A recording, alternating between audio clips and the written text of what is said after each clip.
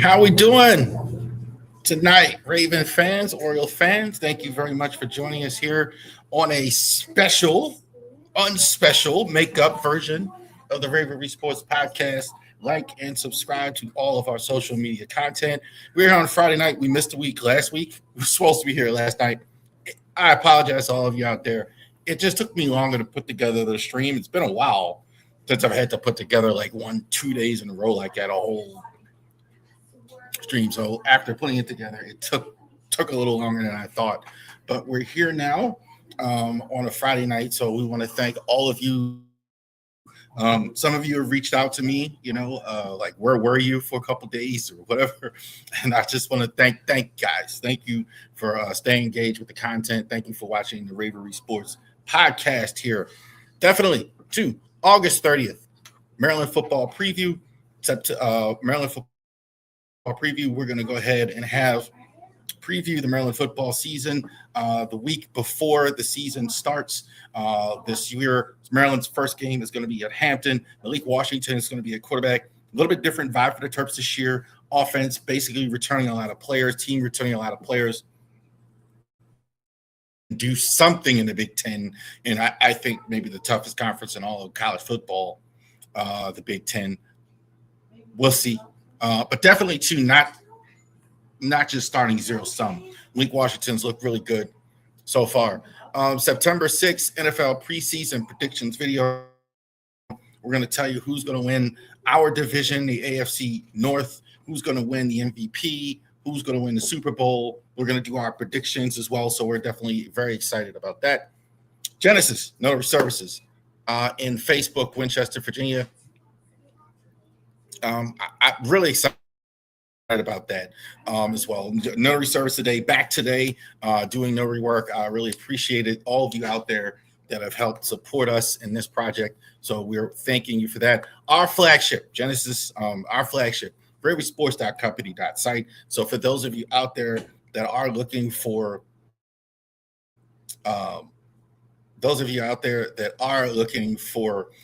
good Ravens hats, Orioles jerseys, etc., all that's on the website as well. No more Adley Orioles jerseys on there, but definitely a lot of good stuff on their website, and definitely to Fanatics links. So definitely check that out as well. We're going to have that for you. See, Charles Harris, we are LegalShield.com. I can't tell you what Heroes Legal Shield are, man. You guys are really missing out. I wish I would get even more calls about Legal Shield because I can't say enough about all the value you get, especially as a small business owner with Legal Shield. So I want to thank all of you out there watching and helping with that as well. Also, to one quick announcement, you might see it on the channel already. Instant Reaction is coming back after football season starts. We're going to do instant reaction after every Ravens game this season. So definitely, too, the first game in Indianapolis will be on live after the game as well. We're going to go ahead and do that. Also, too, we're going to have an instant reaction for college football here, week 2, big week 2 football instant reaction as well. So we're going to have a big day with Oklahoma State, Texas. Right after that game, we're also going to talk about Oklahoma and Michigan and the Terps in UConn as well. Staying true to the game. Knock, knock. Who's there? Football is here. So we had a game last night. I think that was probably one of the better Hall of Fame games, if there is such a thing, that we've ever had. I mean, a lot of people had a little last-minute action there, so definitely to a lot of people like the Hall of Fame game last night. So let's talk about the Ravens training camp. So the Ravens were off today, but they're going ahead, and now we're going to do training camp reports. We're going to do about 3 of these. So important for the NFL season doing this part of it now. The practices are huge.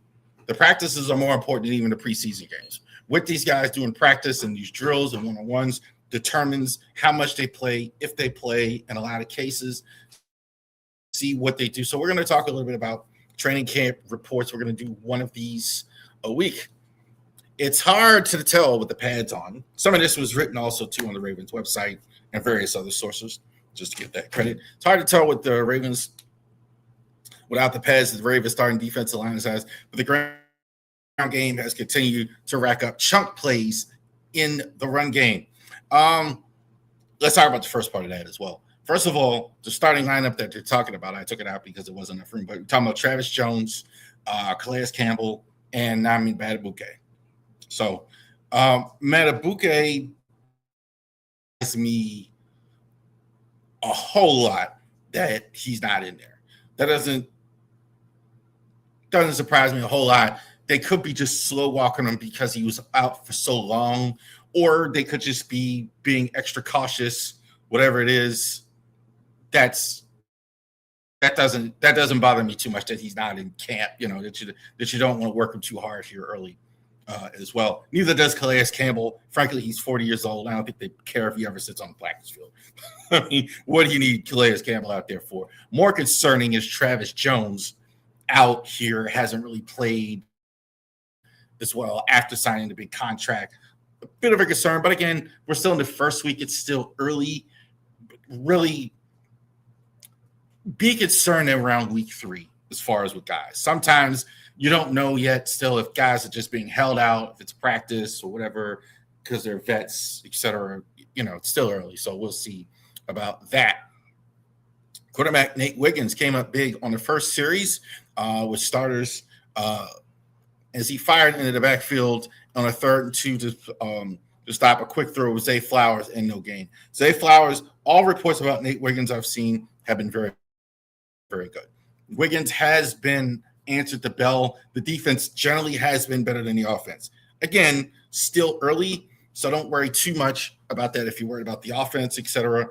But the defense has looked really good here so far, going step for step with Zay Flowers in practice. That's kind of what he does.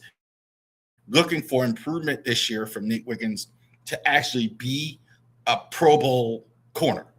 I think they're going to need that too. I mean, more than one. I think the corner situation is not as solid as it seems to be. Humphrey kind of up and down last year. He's back. Awuzie really good last year, over 30. Bit of a concern. So they're going to need a strong season from Nate Wiggins. They're going to need a strong season from Nate Wiggins at corner. As in Zay Flowers, a new $140 million man. Zay Flowers. On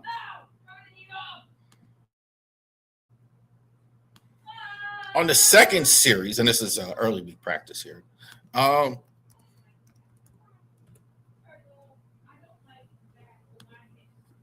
Second series, Mike Green sacked Tyler Huntley, and a fantastic 3rd down juggling catch also was made on the back of the end zone.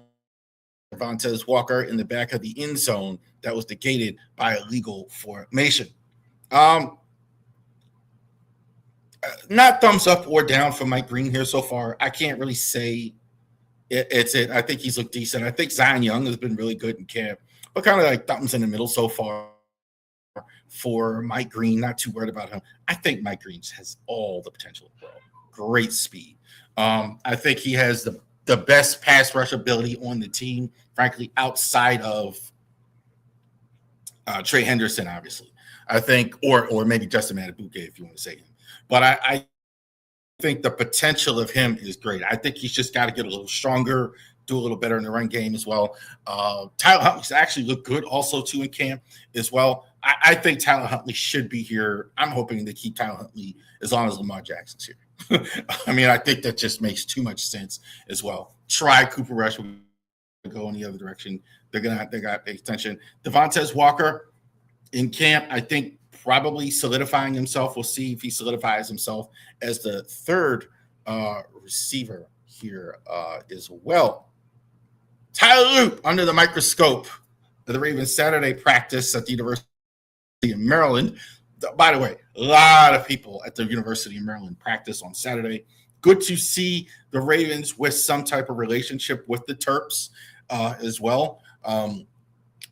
If you're my age, maybe you're old enough to remember when the Terps used to come to Baltimore every year and play a game at old Memorial Stadium or play a game one time a year. They played a game in Camden Yards for a little while. So it's good to see that they a relationship there with the Maryland University. Tyler Loop under the microscope into Saturday's practice had to make a 43-yarder, or I think was going to do it. Jesse Minter would have asked the whole team to push, but Luke made the 43-yarder, and there was no push there as well. Also went on to say, like John Hart, like big dap up from Lamar Jackson chest bump because the whole team didn't have to push. That's good. Honestly, I'm not so worried about Luke in preseason and all that. Loop's decent enough. I think we've seen that. I think Loop's decent enough. Can he hit it in a critical situation? Can he be comfortable in the big time situations? He was good most of last year, I would say, except for obviously at the end. And so I'm not as worried about Loop. Loop is going to be the kicker, though. I don't think there's any question about that. That Tyler Loop is that they're going to go with Tyler Loop as far as that goes this season. Rookie outside linebacker Zion Young has been the most consistent pass rusher of the day. This is from one of the practices. His first quick step continue to show. Zion Young's been looking good here so far. So Zion Young has really played well during the course of camp. I think there's a chance he could start. And I've kind of said that the whole time, even though I really like Mike Green better overall. But I think what Zion Young can give you on the other side is the run stopping that, I think he can do that. I think that's why they got him as well.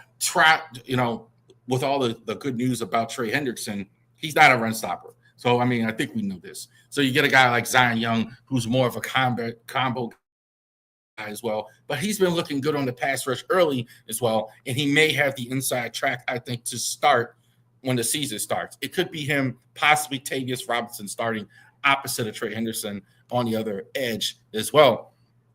Josh Cuevas had his most productive day of camp. He had 3 tally touchdown catches, 2-on-2, 7-on-7 drills, and 1 doing 11-on-11 on end zone, his best TD catch.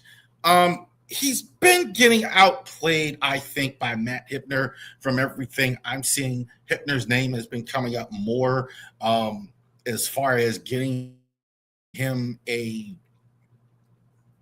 opportunity.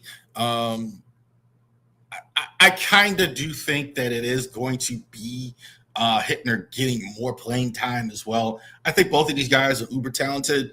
I think Hippner so far, though, is kind of ahead of Cuevas. Cuevas, I think, did play well that one game. I think this is why this article highlighted it here, because because Hippner's been really doing well in camp. Offense overall has not looked particularly good here at the start. A lot of new stuff is going on, right? So I think we mentioned this. You know who Lamar Jackson is. We know who Derrick Henry is. We know who Zay Flowers is. We know who Mark Andrews is. We know who Rashard Bateman is. But there's a lot of other new parts to this offense. You have brand new head coach, brand new offensive coordinator, brand new offense installed that they're installing, period. You have vets on the line, but you have a practically new line inside from guard to guard. You have all new, as a matter of fact, from guard to guard. You have 2 new tight ends, rookie tight ends, 2 rookie wide receivers, and you have the veteran guys you have some of them are new, like Darren Smythe. So it's going to take some time on offense. But Cuevas has been look good on that play there as well. Ravens do not have a firm deadline for naming a starting center. We'll let the competition play out deeper in the summer. Ethan Pollock, Danny Penner, and Javon Wynn are vying to start. I think it's fascinating that they're even continuing to say this is a competition. They keep saying that. They keep repeating this is an open job. This is an open job. I think it's Ethan Pollock at this point. I don't see a universe where Gwynn takes the job from Ethan Pollock I think Danny Pinner was probably in the lead before Pollock got here, so that's probably right. Bullock's now just getting on the field. I don't know if he makes the roster anymore. We'll see. But it's fascinating to me. I think they're continuing to call this competition. I think that's just to make sure. I don't think either of these other guys are nearly as good as Ethan Pollock is. I don't think there's any question about it. I think the only question with Pollock is his health. He missed a lot of last year. He's 30 years old. So there is some concern there for me. Okay, is this guy going to be healthy enough to go? But other than that, I don't really get this open competition stuff that they're continuing to say after you go ahead and bring him in. Another thing, Roger Rosengarten speaking here. Vega Ione, is he talking about Vega as a pro? Being and working with him on our combos, inside, outside zone, pass protection. Feel like I've been playing with the guy for 3 to 4 years. It's a pleasure. I'm sure it is. Oh my God. Look, I mean, I don't know how much we can make fun of, and we've had great fun of Daniel Falele. I've kind of said this for the last couple of years. The people that are knocking Rosengarten, look, you're playing next to Daniel Falele, man. Come on. I mean, what this guy clearly is just running out into people, making mistakes. Nightcap, I've never seen an episode of Nightcap with Shannon Sharp, Chad Johnson. I mean, they spent 10 minutes. The only time they've ever spent 10 minutes on an offensive guard is when they were talking about how bad Daniel Falele was. So Ione is going to be playing next to Rosengarten. It looks like that at right guard. John Simpson is going to be at left guard here. That's the way it's looked so far in camp. Pollock has been running with the first team. One thing we definitely want to look at is how good the line looks. So I do think that is going to be somewhat of a work in progress as they go. Lines generally are as well, and it's a brand new offense. So even for Ronnie Stanley and Roger Rosengarten, who have been Ravens, this is all new for them. So it is going to be a bit of a process as well. But I'm sure he's thrilled with playing with Daniel Falele, without Daniel Falele, and playing with a guy as talented as Vega Ione, first round pick. All right. There you go. First training camp report. So pretty much got it all in there, I think, as far as that goes. So no practice today. They did practice yesterday. They've had some heat. They've had some rain. They've had some critical situations. Jesse Minter has looked the part so far, also too. From everything we've seen and everything like that, Jesse Minter's looked the part. He seems to have control here so far. It is still early, so we don't know yet. But Jesse Minter really looks like general out there doing well. So that's good to see that Jesse Minter is getting it squared away. All right.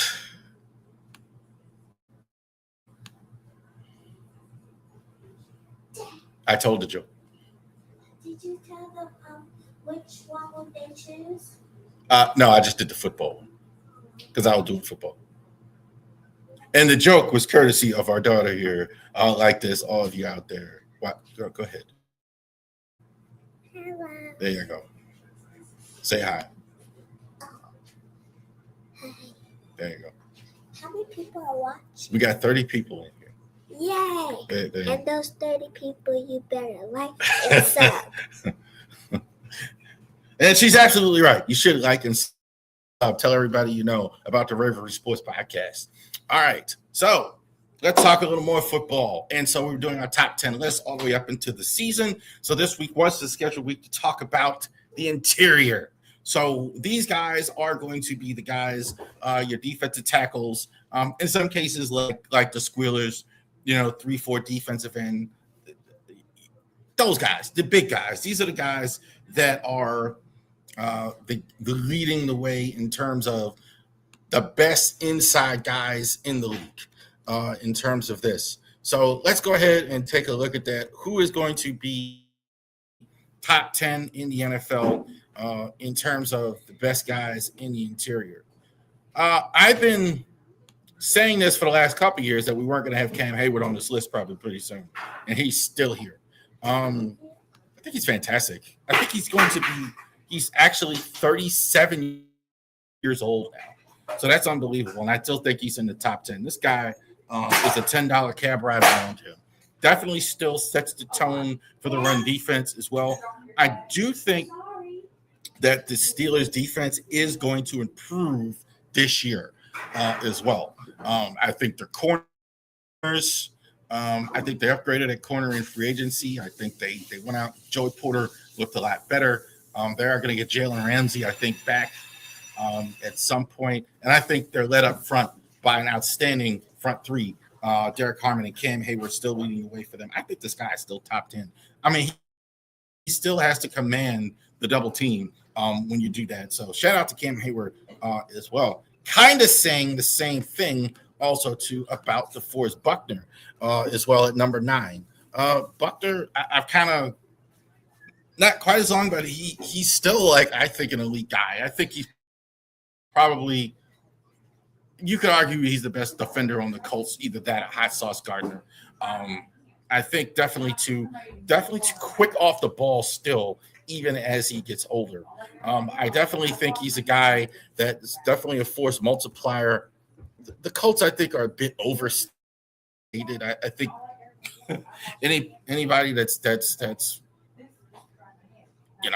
watch me saying that, I think I've said that for a while. But this guy really is a guy. He's more of the traditional, though, 3 technique as well. He's got tremendous speed for his position. I think he gets up quick and gets on people. It always makes a difference in a game. You always know when DeForest Buckner plays. Number 8, Zach Allen of the Broncos. If the Texans don't have the best defense in the NFL, I think the Broncos do. The Broncos have, it's funny. On these lists, I don't have a lot of Broncos, but I have a lot of them that just missed the top 10, as well.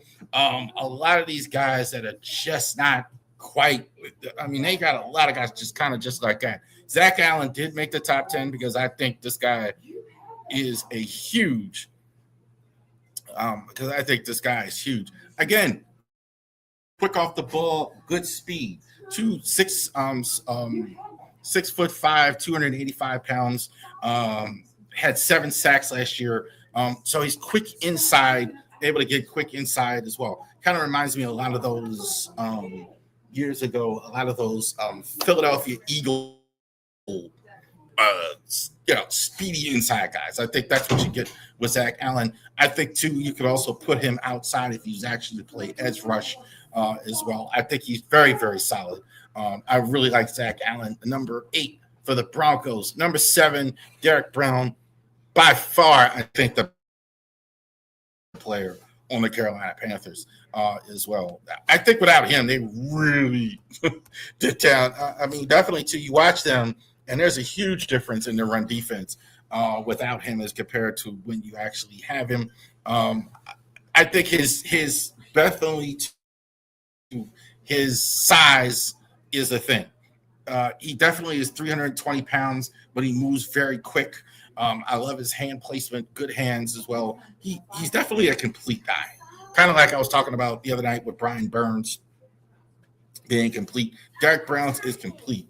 He's not a mega stud in every area or any area, but he's still really, really good. And he's still really, really talented, I think, overall. I have 310 pounds, 7 sacks. He's definitely a guy who is going to go ahead and rush the passer from the inside. Reminds me of Warren Sapp a little bit, kind of like not quite as strong a version as him. At times, that's the only thing. Is not all the time. When he's great, I can't put him at number 1 because there are times I look at him and like, well, he's not dominant all the time. Like he's not like somebody's number one on the list is dominant all the time, every play, like a Myles Garrett, like a Myles Garrett, like or something like that. Or I don't want to reveal to the list or Jamar. Somebody who's I don't think he's there all the time, most of the time, but I think there are times where not quite as good. But I think Gwinnett Williams is fantastic. I think he's big. One of the big reasons why the Seahawks actually won the Super Bowl last year. Number 6, Leonard Williams. Number 5, Chris Jones. Still probably the straw that stirs the drink on the Chefs. They made some moves in the offseason, so they're really going to need some good stuff from Chris Jones. Not quite what he was. I think Chris Jones, really, really was almost it's weird. For a long time, he was kind of underrated. He kind of went under the radar, especially when Aaron Donald was in the league, that people didn't realize how good Chris Jones was. Then Chris Jones and Aaron Donald kind of retires. He kind of gets up to that level about Chris Jones, and then he kind of fell back to me a little bit last year. I do think he's really good still. I'm not too worried about Chris Jones. You still better double team on that offensive line there as well. But I don't think he's the best in the league anymore. He is going to be 33, had some issues there as well. And I don't think the Chiefs' defense overall is good. I think like for years that helped him, but I don't think he has that because McDuffie's gone and all this, I don't think that's the case anymore. So Chris Jones, still a stud. I think number 5, 5th best in the league. Number 4, Quentin Williams of the Jets.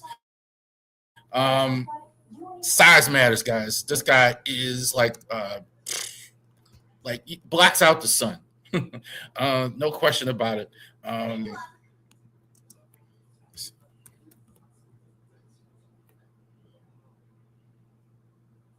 Blacks out the sun for the Cowboys. I'm sorry, there was Jay. But big, huge guy. Having a sibling be like, trying to pull a stat up here for you. Sorry. Me and my mom looking for the cup that I broke last week and threw away. I think he's definitely this is your run stopping guy. I think this is you talk about guys in the league and you talk about stopping the run as far as a big interior guy. This is a guy that stops the run. That's just kind of what he does. So definitely got traded from the Jets to the Cowboys. I think I left the Jets from the Cowboys last year. I'm not that big on Dallas as well, but I definitely think this is definitely a step in the right direction for him. I think he's an outstanding player. I definitely think this is definitely a good move for them as well. He can get 12, 11 sacks, but stopping the run. That's what he does as well. I think this is probably, you could argue, the best run stopper on the list, and that's saying something as well. 6'3", 303, yeah. Number 3, Dexter Lawrence of the Cincinnati Bengals. Got kind of like Harbaugh, wouldn't kind of take it from him as well. A veteran, older player. Harbaugh didn't want to deal with that, so he went ahead and sent Dexter Lawrence to Cincinnati. Dexter Lawrence is a stud. Not his greatest year last year, I would say. I think that kind of factored in as well. So I think that's it. But I think this guy's outstanding player. You talk about a guy like Williams, who's the run stuffer and everything. This guy is going to give you sack production as well. Maybe not the 15, 16, to that level. But he had like 9 sacks in like 2024. He had like 7.5, like 722. I think with the double teams as well. And I think he's going to be freed up more in Cincinnati.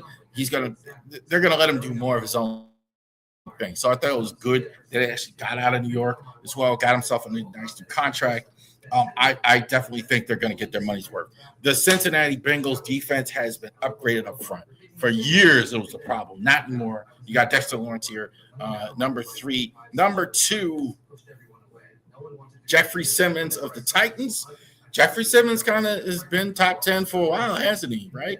So I thought last season was his best season that he ever had. I thought Jeffrey Simmons was really good. Um, the Titans don't have much there, I honestly, but I do think they have a guy. This is their probably the best player on the entire football team that they have as well. So 11 sacks last year. I thought he's very good against the run. I think he stops the run very well. And I think you get tremendous pass rush from him. I think the pass rush numbers, I don't know if he's going to get 11 sacks every year, but I definitely think this guy is a guy that is a force multiplier. They need that. Especially sometimes I have a habit of downgrading a guy for being on a bad team.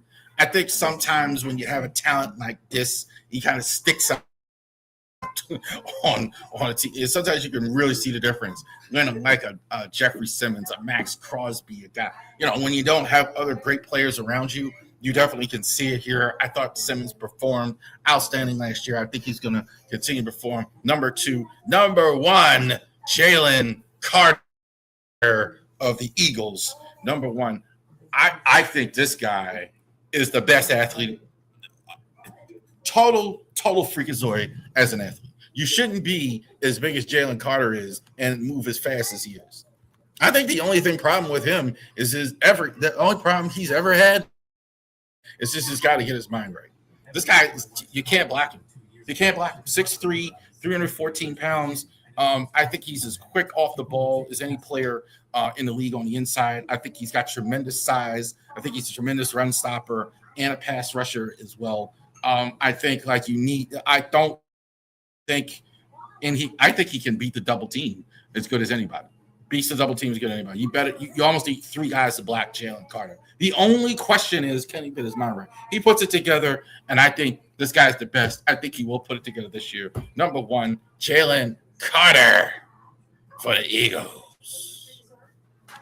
There you go. So number 1, Jalen Carter for the Philadelphia Eagles, best offensive tackle in defensive tackle in the NFL. So definitely go ahead and check that out as well. I think this is Carter's a phenomenal player. I think he's a phenomenal player. Matabuke's not here. Really only played 2 games last year. Probably have him at the start of this year, but we'll see. Matabuke is probably, if I did a top 20 list, you definitely see Matabuke on there. I didn't have him in the top 10 as well. All right. So, No bacon's allowed. Of course. let's switch to the MLB here. Well, not MLB. Can I answer? The Ironbirds Sure. are still around.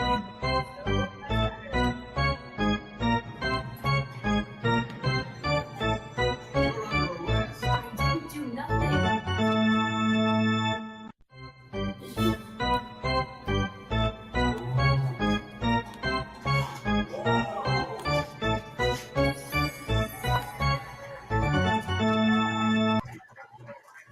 All right. And that is the sound of the glass. So baseball summer almost coming to an end here as well. So the next few weeks, we're going to go ahead and examine some independent league teams, some draft league teams as well. Here at the end, we're going to talk about the Ironbirds tonight on Wednesday night, and we'll be on time Wednesday night. Wednesday night, we're going to talk about the Hagerstown Boxcars, and then we're going to talk about the Southern Maryland Blue Crabs, and finish up with one of my favorite sporting events, the Little League World Series, to conclude our baseball summer as we're heading towards fall now here in August. All right. Let's talk about what's going on in Aberdeen with the Aberdeen Ironbirds. So the Ironbirds are Who's that? it's football player. Oh, that's a big stadium. I'm talking to the people. All right.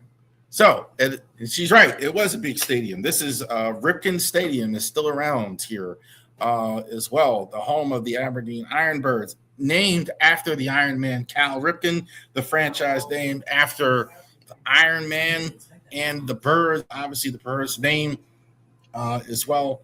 And so now last year there was a change made. So the Frederick Keys no longer independent team. Now they are a team that is back in the Orioles organization as a minor league team. And the Ironbirds are now the independent league team owned by the same. Definitely check it out on our blog, which is going to start back up on Monday.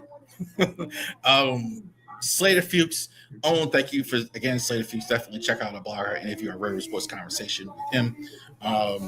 And the Ironbirds, I think, are going to keep going. As well. 28 and 23. Preston Wilson is the manager, former MLB player. John Burks is now the new general manager for them. Some of the most famous players to ever play there in the Orioles organization. So Manny Machado, I had him at number 1. 2010, played shortstop, even though I know he's at third base, played shortstop a lot of his minor league career, most of his minor league career. Adley Rutschman, now Boston Red Sox, almost weird to say, also played there. And more recently, Jackson Holiday in 2022, number 1 overall pick, played for the Ironbirds. But now what you are, if you're the Ironbirds, are a team with college players now striving to become MLB players. What type of league is this? So you see a lot of this stuff. We talked to Patrick Moran. He has like the Cal Ripken League here in this part of Virginia, here, the Valley Baseball League. That's kind of what they are. So you have college players play during the summer, and they are playing with a wood bat. They're playing professional like ball, minor league like ball, to go back, and then they go back and they go play in college, or they just came out of college possibly in some cases. But I think what they do is to get some of these guys ready to play in the MLB at some point. So you talk about a guy like Chase Williams here, 21 years old, 1 home run, 15 RBI, 21 RBIs, hit 329. Nathan Early played at Florida State. Louisville was really good this year, college baseball. Nathan Early, even better previous year. 2 home runs, 15 RBIs, 333 average. Jalen Raffer has been all over the spot for them. I think he's probably, their best one. 22 home run, 22 years old, played at South Florida. 3 home runs, 18 RBIs, 13 stolen bases. Brian Heckelman played at Towson University in Baltimore County, rather. 1 home run, 14 RBIs, hit 235. Isaiah Prado, 22 home runs. I said it again. 22 years old, played at Messiah College. For those of you who went out there to McDaniel College, Johns Hopkins, you probably played against Messiah, Bridgewater, etc. That's where he plays. Home run, has 22 steals, 316 average. I think Raffer, has probably been their best here. They also have the league split up first half, second half as well, so they play in 2 different ones. Owen Austin is probably being looked at the roster, their best pitcher so far as well. Left-hander, played at Western Carolina. He's had 3 wins. It's more than anybody else on the roster, 357 average, so he's been solid as well for them. So I think it's been an interesting transition, I think, for the Ironbirds. I'm glad that this kept going. I really am. Because I think there is a fan base there. There is a community there. Even though they're not in the MLB, I think that's good. I kind of felt the same way about Frederick, that at least they could continue their tradition of baseball there, because look, you have the history of the greatest players in the history of the Baltimore Orioles there still. I mean, it's still the Ripken family is no longer involved with it, but you still have the Ripken family is, head up, in Aberdeen. as well. I think the mother and father and things still live. Well, not the father, obviously. I think Cal's mother still lives there. I think Cal still might have a home there. So it's good to see that this is continuing. So that's the main takeaway I think I have for the Ironbirds as well. And I think they're still have fans. Attendance.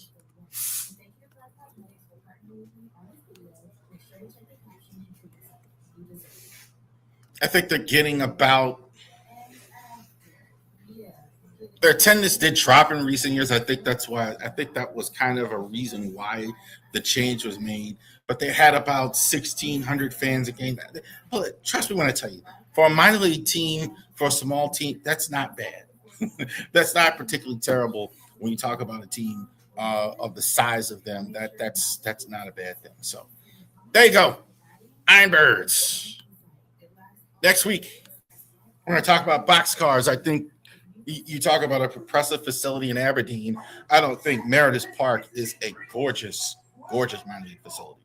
So it's very impressive there that you're going to have them at Meredith Park. I think it's as a gorgeous facility as you can possibly have there. As well. All right. Let's talk a little Orioles reports. I was really just getting on them right now. I know the Orioles are playing right now. Probably less if you're watching the Orioles tonight. Not just the Orioles and their record in the situation, but the game is on. That's right. We're drinking on game. Drinking ice, lemonade. I think it's on Apple TV tonight, like a lot of the Friday night games.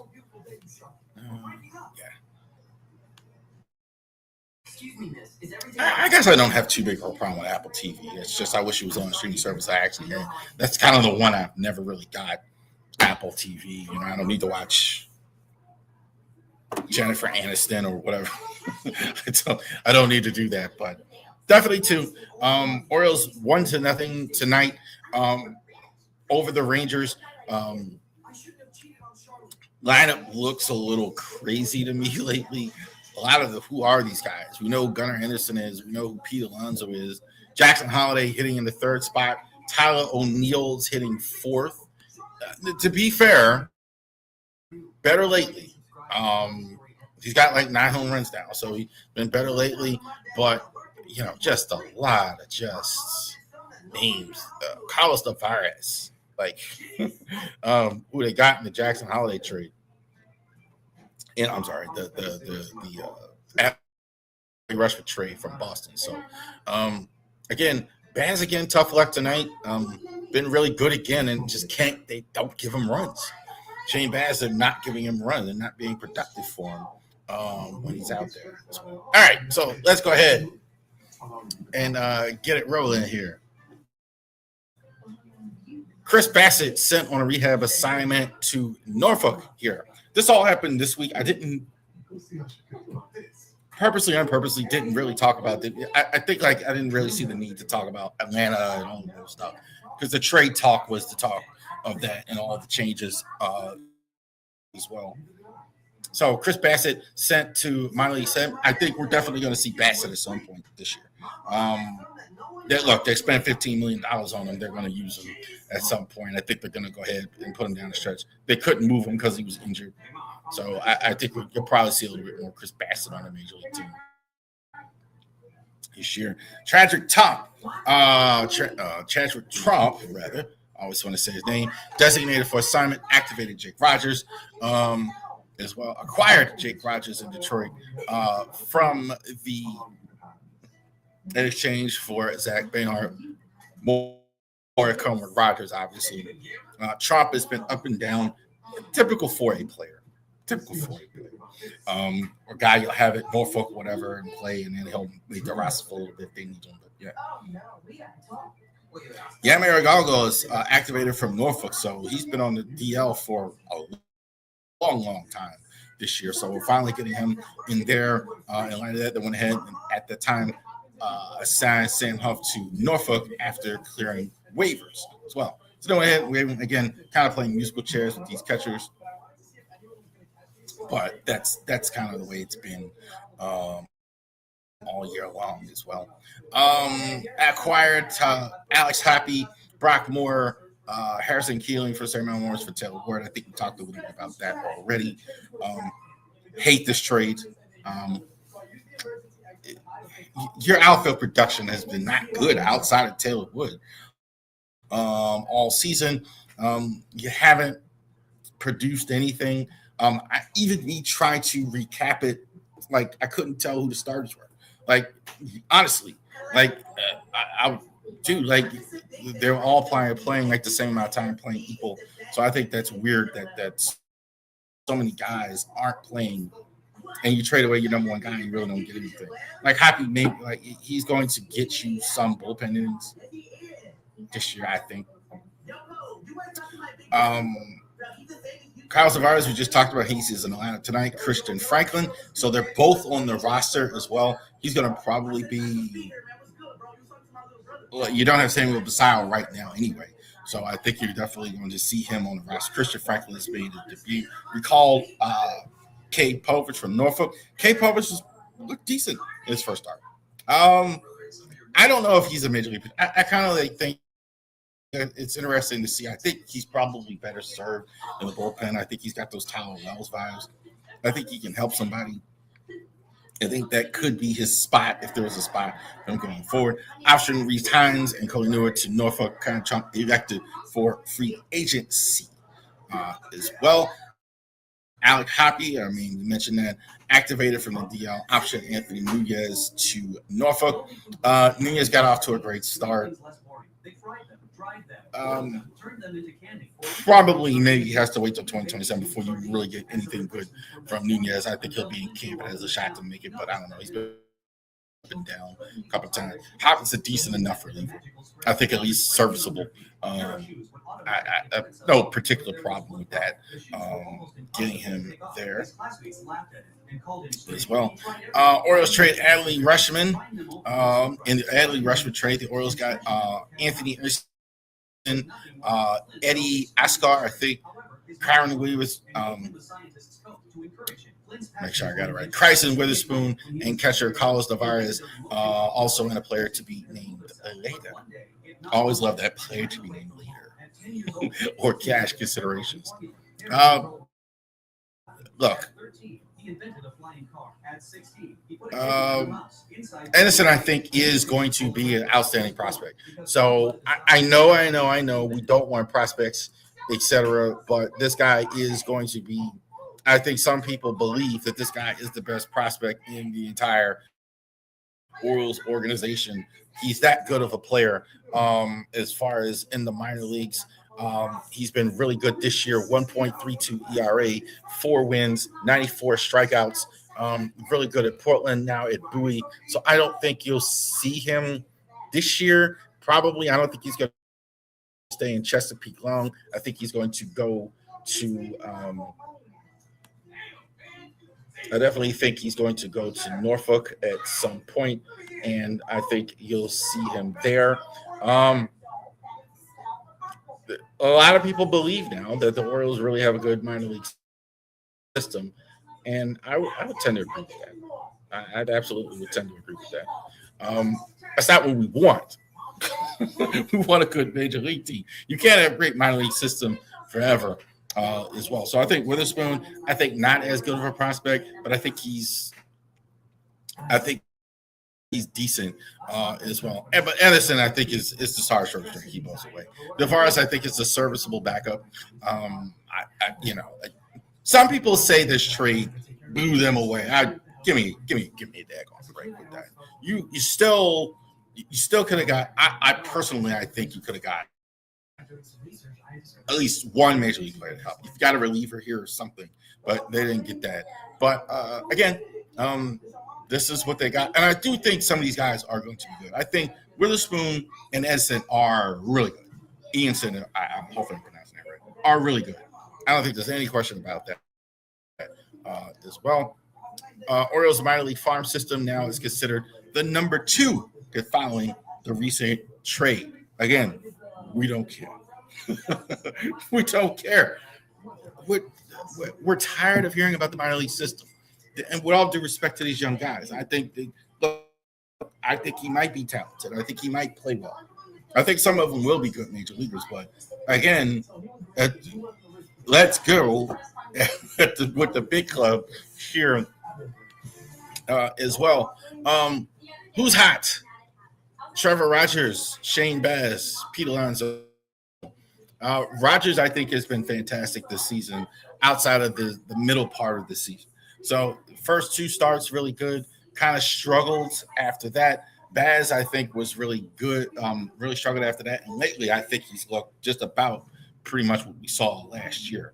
So Trevor Rogers has really, really turned it around here as well. He has a chance to really, not great numbers like he had last year, but really good if he continues right back to like where he was before. Shane Baz, I think, has been pretty good. Baz, I think, has just had some tough luck. I mean, they just don't score when he's on the mound. That's just a fact. I mean, for whatever reason, I mean, Brandon Young, I think, has been the good luck guy in terms of runs scored when he's pitching, and I think Shane Baz has been the bad luck guy.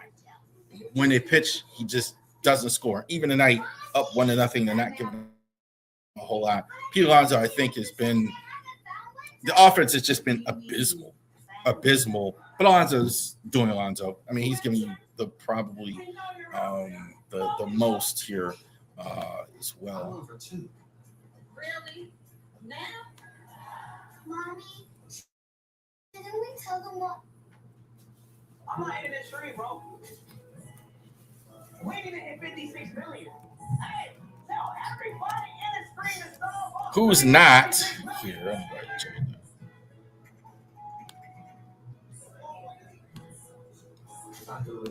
Jackson Holiday's been on this a lot. I mean, the stats aren't good. I mean, better, I think, but still, like this week again,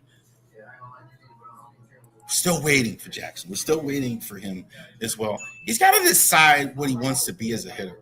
It seems as if when I'm saying Jackson Holiday, and it's not just him, he is power hitter. I don't know if that's a great idea for him. He wants to be this guy who is 15, who wants to hit 35.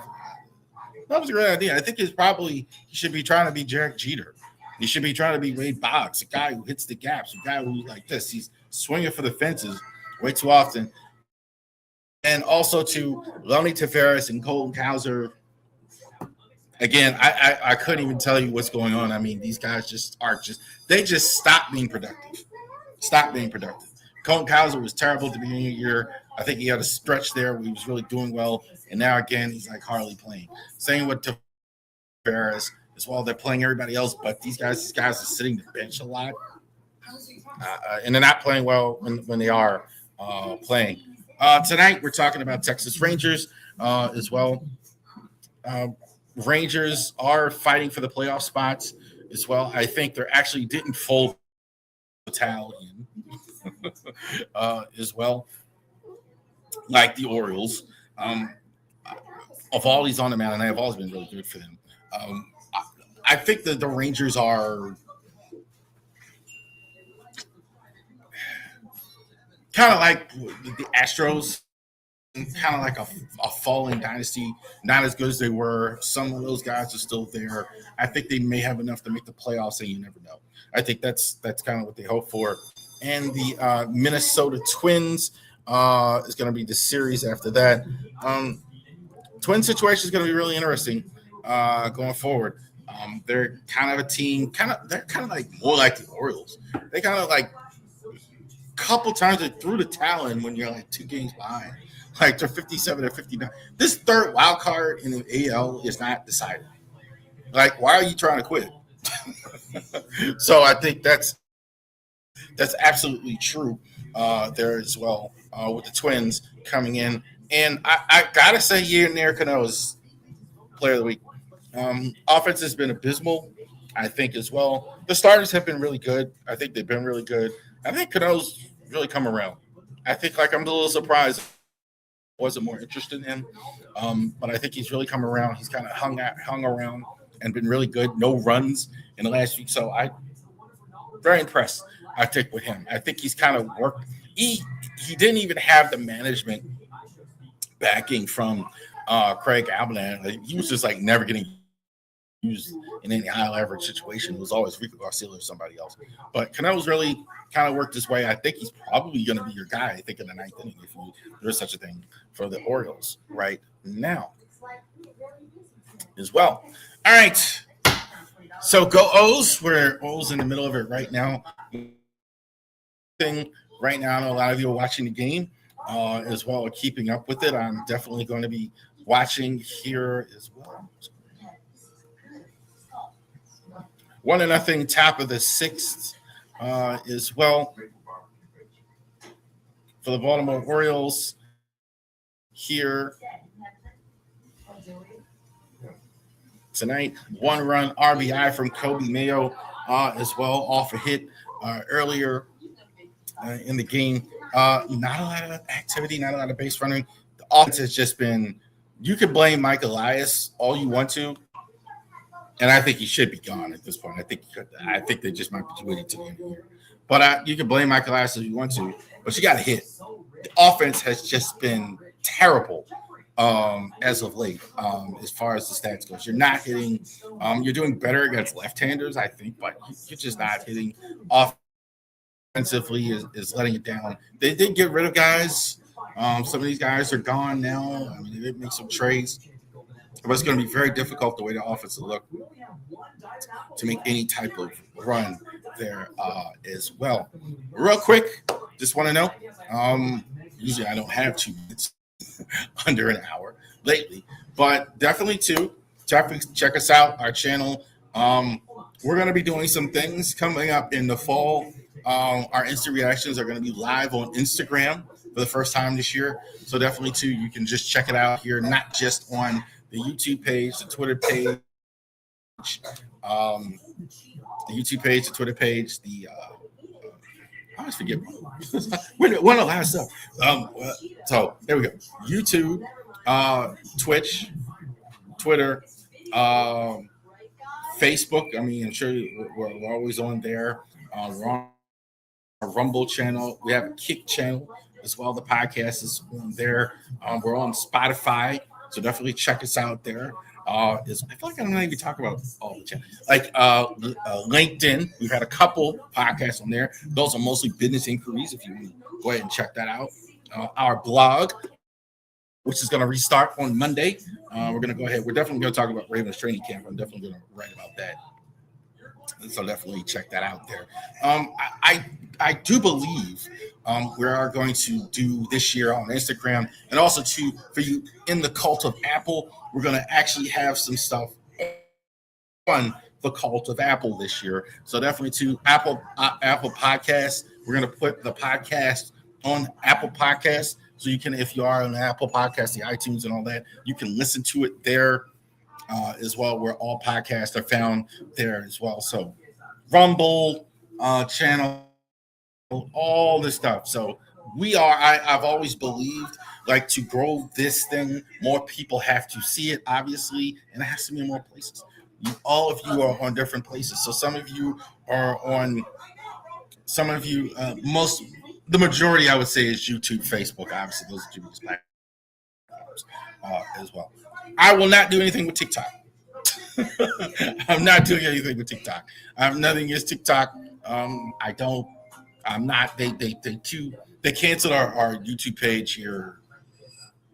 They canceled our page when we started. And I'm not gonna mess with y'all. Y'all are just a mess. So I'm not messing with them. But everybody else, and maybe at some point, we'll change if I see value in it. I just don't see much value in it as well. All right. Thank you guys for checking us out here. Definitely all of you. I see 37 in there as well. All of you that are watching, take this video right now, share it. Definitely, if you haven't subscribed, especially to the YouTube channel, Ravori Sports Podcast on YouTube, definitely go ahead and put it in. Baltimore Sports, Ravori Sports Podcast. You can definitely check us out. We cover Baltimore sports. Couldn't be more excited because, hey, look, the Terps are coming back. The Ravens here in camp. The Orioles, and also we're gonna have Maryland basketball. We're gonna go ahead and talk about that, and also we do talk about the larger MLB, NFL in the conversation as well. So we definitely do that. Our driving to the top guys, I want to thank you as well. I will be on the open mic this week for sure. Just had a lot of stuff going on. Thanks to all of you. The notary business has been doing better, and so I've been really busy doing that. I think my 9 to 5, it's been enormously busy compared to what it is. So I want to thank all of you, though. That have checked this out as well. So rare Friday night stream. We will see you on Wednesday night for the Ravori Sports Podcast. You guys enjoy the rest of your day.